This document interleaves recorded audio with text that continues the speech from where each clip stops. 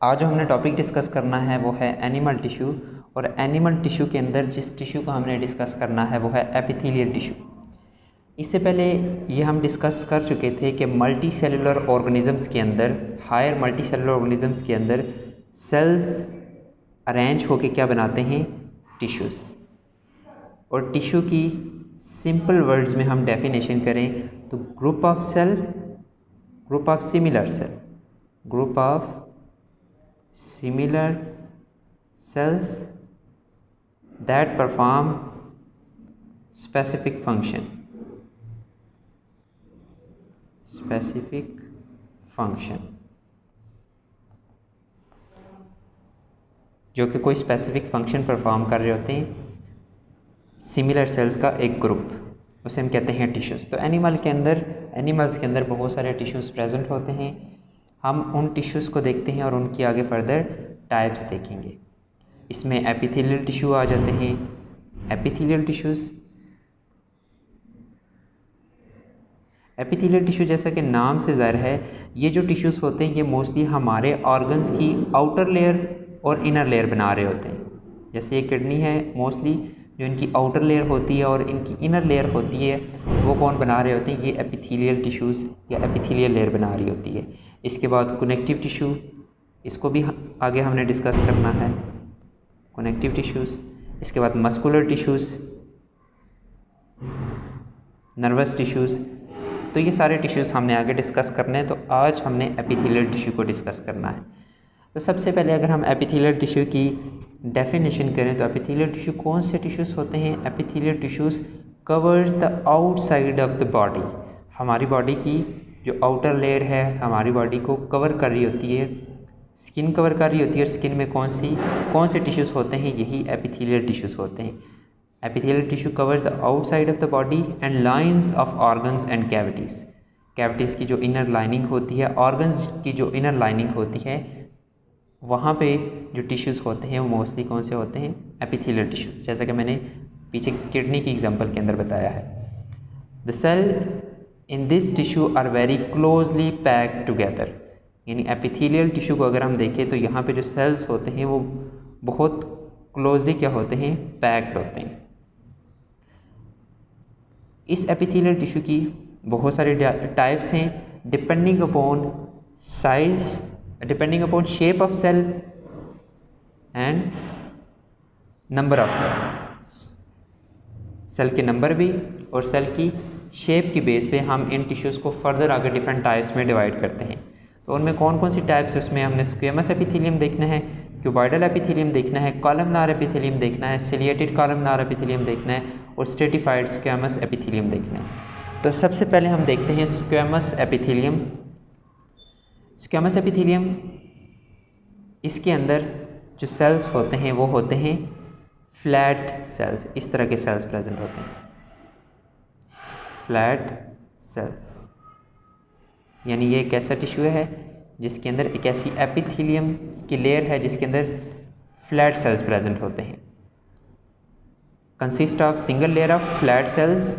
It is found, अगर हम इसे देखें तो ये कहाँ प्रेजेंट होते हैं? It is found in lungs, heart and blood vessels. जो हमारी ब्लड वेसल्स की इनर लाइनिंग होती है वहाँ पे, हार्ट के अंदर, इसके बाद लंग्स के अंदर ये स्क्वेमस एपिथेलियम प्रेजेंट होती है। इसके बाद क्यूबॉइडल एपिथेलियम। क्यूबॉइडल एपिथेलियम जैसे कि नाम से ज़ाहिर है, यहाँ पे क्यूब शेप सेल्स प्रेजेंट होते हैं। Cube shaped cells consist of single layer of cube shaped cells और ये प्रेजेंट होते हैं किडनी में। इसके बाद ग्लैंड्स, बहुत सारे ग्लैंड हैं, ठीक है, जहाँ पे ये क्या करते हैं? डिफरेंट सिक्रीशंस करते हैं। किडनी की जो इनर लाइनिंग होती है, इसके बाद दूसरी डिफरेंट जो ग्लैंड्स होते हैं उनके अंदर ये प्रेजेंट होते हैं।